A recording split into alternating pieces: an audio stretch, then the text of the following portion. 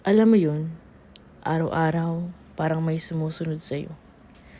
Hindi mo naman sila nakikita, pero pilit kang tumatakbo papalayo sa kanila. Kung gaano kabilis ang paghakbang, ganun din ang kinabigat nito. Hanggang saan ba to? Hanggang kailan ba ako tatakbo? Nakakapagod na.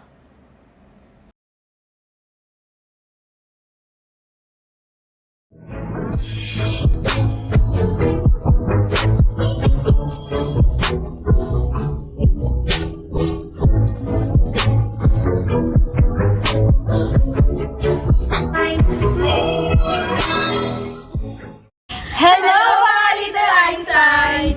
So today, nasa school kami kasi magkakonduct kami ng interview about sa challenges regarding living in the IT era, which is cyberbullying.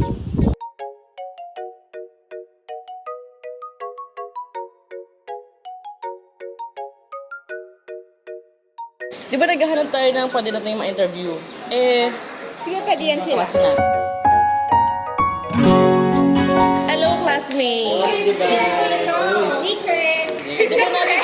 Pwede ba namin kayo ma-interview? Kayo ba ay na-experience niyo ba yung cyberbullying? Or ano ba ang cyberbullying para sa inyo? For me, pag sinabing cyberbullying, di ba, yung pangbubuli ng isang tao sa isa pang tao, which is, minsan, pag nabubuli yung isang tao, nagkakaroon ng impact sa buhay niya. Kung na-experience ko na yung cyberbullying sa akin, hindi pa naman. Thank you, Lord, hindi pa naman. Ay, ikaw. For me, hindi pa rin naman, hindi ko pa naman nararanasan. Pero yung harutan lang talaga sa Facebook, ganun-ganun lang. Pero siguro may limitasyon naman sa pagharutan sa mga platform sa media. Yun po. Si Catherine Bernardo, di ba tinatawag siyang sakang ng karamihan sa mga nasa social media. So kayo ba, karapat-dapat ba na si Catherine ay i-bully sa mga ganong karakteristik niya? Siyempre, hindi. Catherine yun. Tsaka, katulad nga ng sabi ko kanina, once na nambuli ka, hindi mo alam yung impact nun sa isang tao. Malay natin, kunwari, okay lang kay Catherine na i-bully siya, tapos yung totoo pala, nade-depress na siya, ganun. Tsaka katulad nga nung sinabi ni Catherine, na insecurities niya talaga yung pagiging sahanga niya. And then, dahil nga kay DJ, natanggap na din niya, tapos parang naging wala lang sa kanya yung pambubuli na ginagawa ng mga tao sa kanya. Ikaw naman, Charles. Siyempre, di papatalo ang Charles. Ikaw naman, Charles. For me, sa akin, hindi siya okay na inaasar na ganun. Kasi normal naman sa tao yun, which is, kumbaga, lahat naman tayo perfecto kung paano na lang natin siya titignan as an individual. So, kung paano natin ma-appreciate yung mga flaws natin para sa sarili natin, para gumanda yung paningin natin para sa atin, yun. Thank you very much. Ay.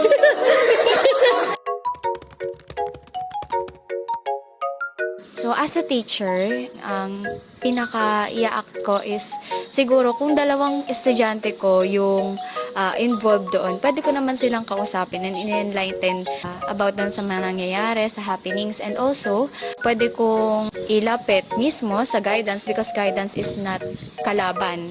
It is the person who give us the way to understanding everyone's feelings and such.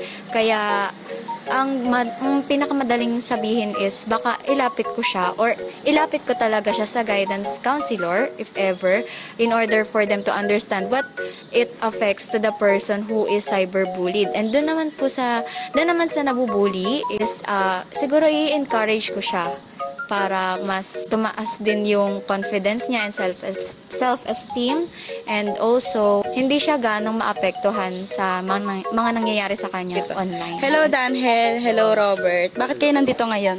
Mag-request sa subject evaluation. Kasi ready na sila for graduation. Wow! Danhel, kamusta naman ang flight mo from Singapore? Okay lang naman.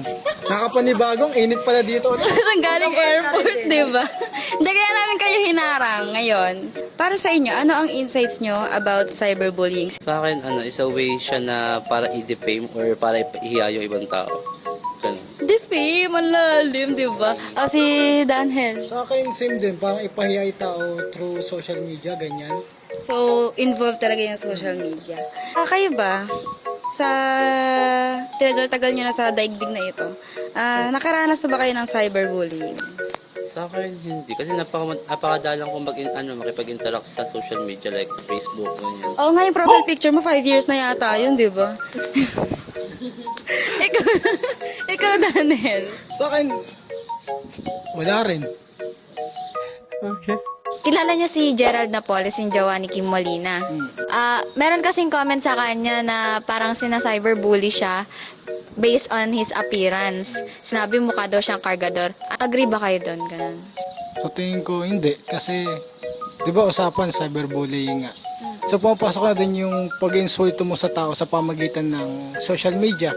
Kasi, alam natin na si Gerald Napoles, syempre, sikat, sumisikat. So, syempre, dahilan yun na parang kasiraan niya, ganyan. Oo nga. Ikaw naman, Robert. Agree ka ba doon na mukhang kargador si Gerald Napoles and reasonable ba na gawin sa kanya pag sa cyberbully? Ang tanong kasi, ano ba yung standards nila para sabihin na mukhang kargador yung tao? Like, maraming mga kargador sa palengke na mga mistiso, malilinis, di ba? So, bakit tatawagin nilang kargador yung itsura ni Gerald Napoles? Parang way na lang siguro yun para ipahiya, para hitakin nila pababa yung taong sumisikat ngayon. Pero, hindi. Kaya kasi, dami-dami mistisong mas pogi pa nga sa amin yung mga kargador doon sa palengke sa amin Diba? At saka, ang pagiging kargador ba, insulto ba yon na may tuturing? Hindi, kasi marangal namang trabaho yun Kaysa mag-addict ka, diba? So, mema comment na lang yan. Comment na lang. So, ayun, yun lang naman. Pwede na ka na bumalik sa airport. Thank you sa inyo, no? Thank you sa time. Sana all may Kim sa buhay. Ayun! Muhugot ka pa. Thank you!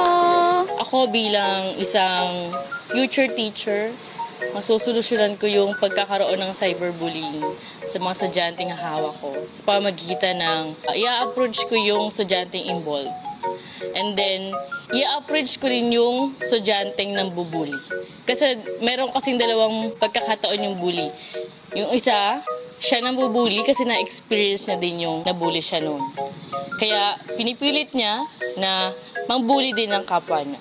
So, ipapaintindi ko, kakausapin ko ng mahinahon at mababa yung estudyanteng involved sa cyberbullying. At the same time, kung hindi na talaga siya masasagot sa pamamagitan sa akin, kakausapin ko yung magulang niya. Siguro, kaya ang bata ay nagsa-cyberbullying sa kanyang kapwa estudyante. Kuminsan, siya din kasi ay nakaka-experience nun sa bahay nila. So, mainam na ako bilang future teacher at yung magulang ng estudyante ko, makakausap ko. And then, ma-enlighten namin parehas bakit nga ba ginagawa yun ng estudyanteng involved sa cyberbullying. So, nandito po tayo ngayon sa BSU din to interview someone about cyberbullying. So, hello po, ano po name nyo? Alexis. So, Alexis. Nandito si Alexis kasama natin para magbigay ng insights niya about cyberbullying. So, Alexis, meron ka bang insights about cyberbullying at saka nakakaranas ka ba nun? Yung insight ko about cyberbullying kasi madami ako nababasa through online, especially on Reddit. It's a type of bullying that happens on cyberspace. Tapos, hindi ako nakaranas ng cyberbullying and hopefully, hindi naman sana. Kilala mo ba si V. Cortez? May idea naman. May idea ka. So, alam mo ba na nababash siya or may mga nagko-comment sa social media about sa physical appearance niya na masyado na daw OA or mas gusto pa ng mga tao yung dating itsura niya? Alam mo ba yun? Parang nabasa ko din yung issue na yun. Nabasa mo na. So, may idea ka na. Sa tingin mo ba, deserve ni V or okay ba na nagko-comment yung mga tao ng ganun sa kanya sa social media? Sa tingin ko, dapat mas tignan ng tao yung nagagawa ni V, especially dahil maganda naman yung community nila.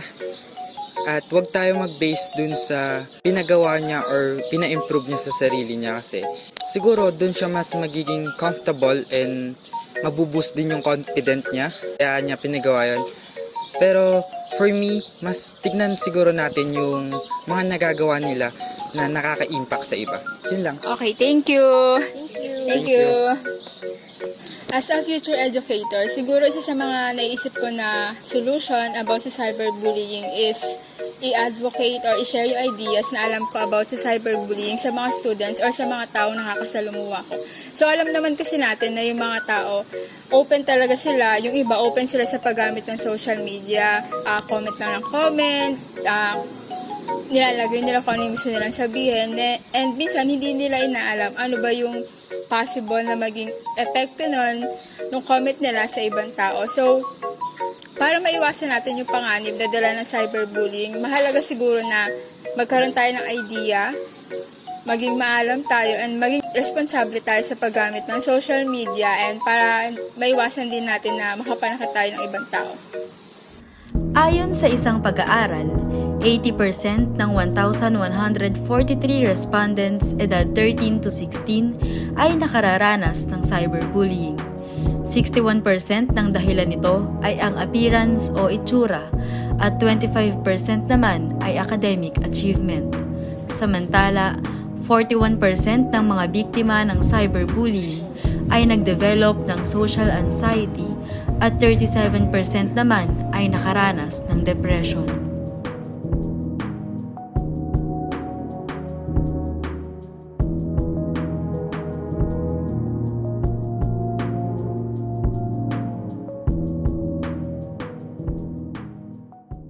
Yung sa akin naman, in the perspective of a netizen. So, ibang perspective naman. So, if you're a netizen na nagsiscroll online and then you saw someone na nagsicyberbully sa isang person, I guess ang pwede mong magawa doon or ang maliit na help na pwede mong maibigay dun sa person na nabubully is you comment as well. Pero not to bully him, but to contradict the comments na nagbubully sa kanya. I-contradict mo yung kino-comment nila na negative about doon sa specific post na yon. Through that, pwedeng yung mga makakabasa ng comments or makakabasa ng comment mo, which is the only positive comment sa comment section, maisip nila na, bakit yung iba puro negative? Meron namang positive dito sa post na to. And also, doon sa nag-post nun, maiisip niya na hindi pala lahat ng tao negative yung tingin sa akin. Meron din palang iba na nakikita nila yung maganda sa akin or sa post ko.